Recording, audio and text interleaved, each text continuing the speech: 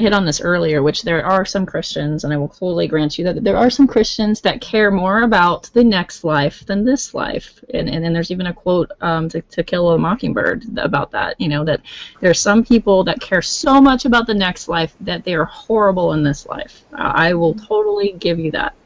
However, I don't think that's very good theology. I think that's bad theology. And the reason why I think that's bad theology is a lot of reasons. A lot of it is due to consequences and things like that. And I think it would be a poor model of Christ if we didn't care about people in this life.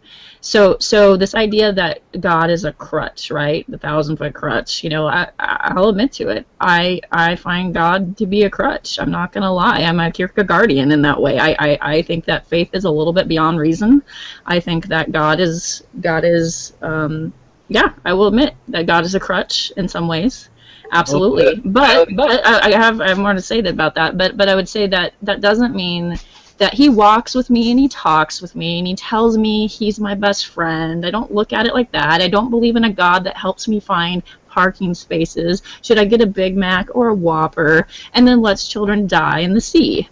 I don't post #blessed on Facebook. It makes me ill. What I do care about is I do think that God calls us to love human beings. I'm a Christian humanist. I believe in Matthew 25, where Jesus says, I was naked and you clothed me. I was a stranger and you let me in. I was hungry and you fed me. I believe in that Jesus.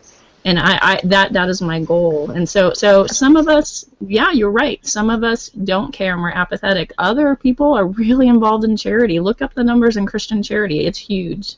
It's not all about proselytization. Oh my gosh, I can't say the word. Help. Proselytization. Thank you. Stumble. Jesusing. But some people are actually trying to give you something you can eat, something that you can hold on to, loving people in a practical way. Now, and then on the other hand, you have the Gideons that say, oh, you had an earthquake, here's a bunch of Bibles. Have a nice day.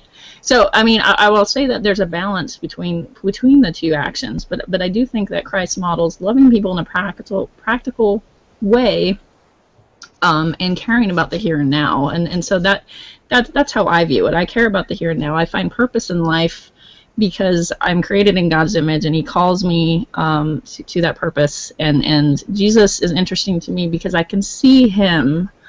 I can kind of understand Jesus a little bit, and so I can emulate that.